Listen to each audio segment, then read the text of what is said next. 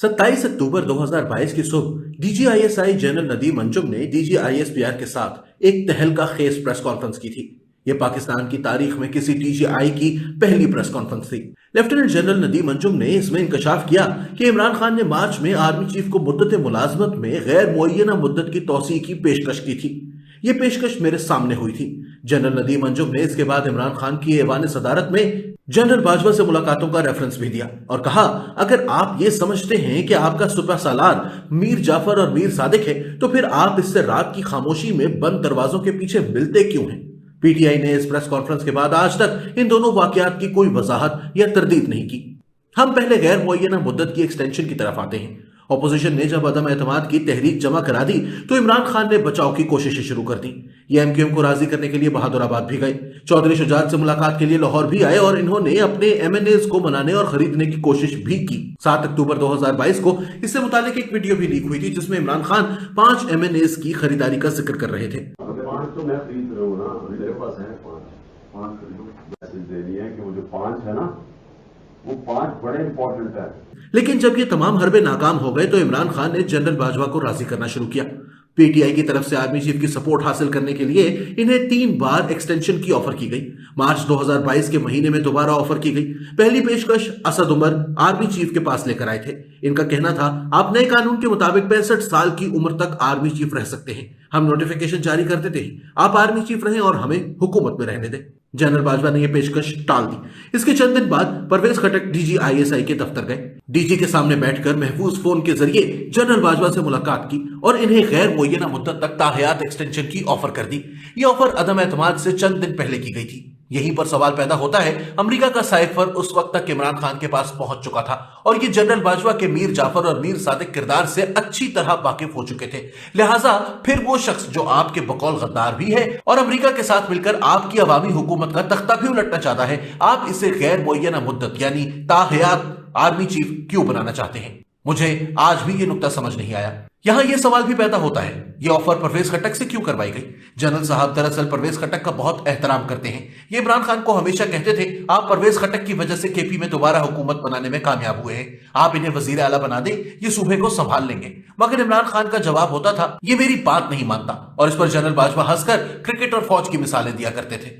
ये कहते थे, क्रिकेट में जब कोई खिलाड़ी ज्यादा अच्छा खेल रहा हो तो इसे ज्यादा मौके दिए जाते हैं, लेकिन आपने केपी में अपने बेस्ट प्लेयर को पवेलियन में बिठा दिया। मगर क्योंकि मुर्शद परवेज खटक से भी मुतमईन नहीं थी, लिहाजा ये भी 3.5 साल महरूम रहे।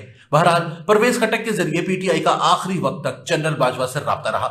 जनरल बाजवा ने अदम एतमाद से पहले ऑपोजिशन को तहरीक वापस लेने का मशवरा भी परवेज खटक की दरख्वास्त पर दिया था। हम अब ऐवान सदर की मुलाकातों की तरफ आते हैं।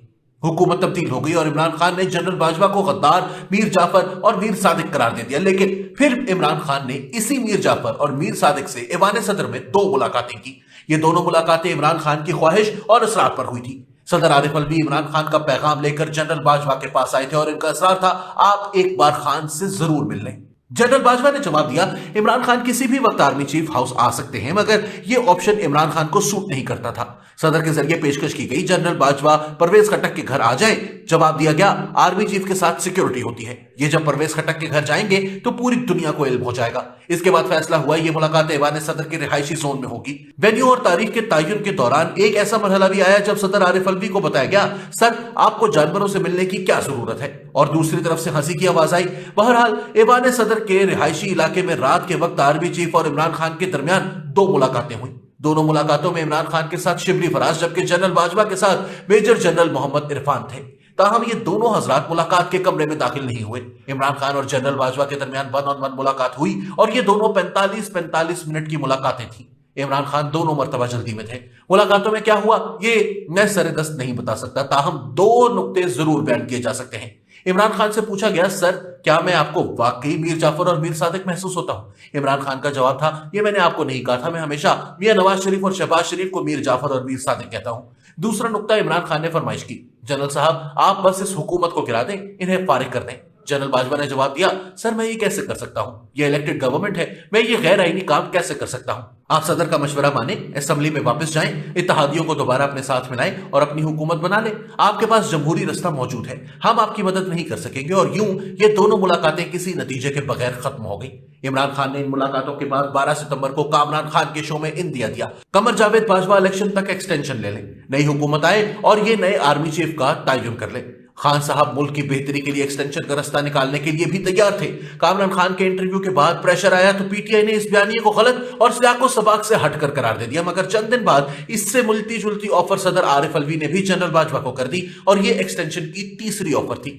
सदर की ख्वाहिश थी जनरल बाजवा एक ट्रुथ एंड रिकंसिलिएशन कमीशन बनाए और अपनी निगरानी में इसकी रिपोर्ट मुकम्मल कराए। जनरल बाजवा का जवाब था, ट्रुथ एंड रिकंसिलिएशन जरूर बनना चाहिए, हम सबको अपनी अपनी गलतियों का एतराफ करना चाहिए, लेकिन ये कमीशन अगर मैंने बनाया है तो समझा जाएगा कि मैं एक्सटेंशन लेना चाहता हूं और मैं मजीद तौसील नहीं लेना चाहता। और यूं एक्सटेंशन की तीसरी कोशिश भी जाया हो गई।